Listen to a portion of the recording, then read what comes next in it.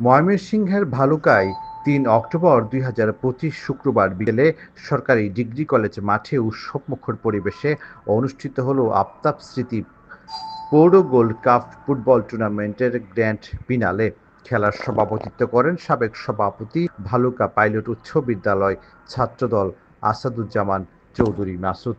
অনুষ্ঠানে প্রধান অতিথি হিসেবে উপস্থিত ছিলেন ভালুকা উপজেলা বিএনপির ভারপ্রাপ্ত আহ্বায়ক মোর্শেদ আলম। খেলার উদ্বোধন করেন উপজেলা নির্বাহী কর্মকর্তা ইউনু হাসান আবদুল্লাহ আল মাহমুদ।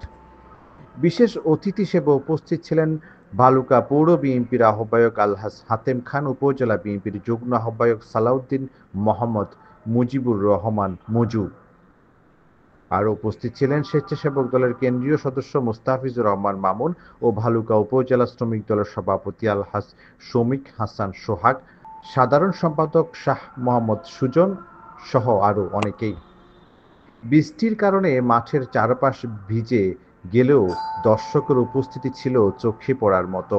টানটান উত্তেজনায় ভরপুর এই ফাইনাল খেলায় দর্শকরা প্রাণভরে উপভোগ করেন। খেলা শেষে বিজয়ী দলের হাতে পুরস্কার হিসেবে একটি ষাঁড় তুলে দেন প্রধান অতিথি মোর্শেদ আলম। খেলাধুলার মাধ্যমে মানুষের শিক্ষার প্রসারে এবং মানব কল্যাণে বিভিন্ন উন্নয়নমূলক কর্মকাণ্ডে অংশগ্রহণ করবে, জনপ্রতিনিধি হবে, হয়তো বা কেউ আরো উপরে লেভেলে যাবে, মন্ত্রিত্ব পাবে, কেউ মেয়র হবে, কেউ উপজেলা চেয়ারম্যান হবে, কেউ ইঞ্জিনিয়ার, কেউ ডাক্তার হবে।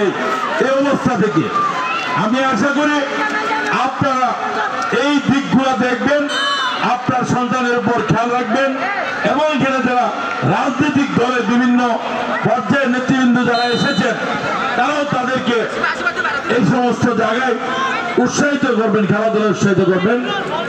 আনিস মালের পাঠানো তথ্য ভিডিও চিত্রে PIB ৭১ টিভি।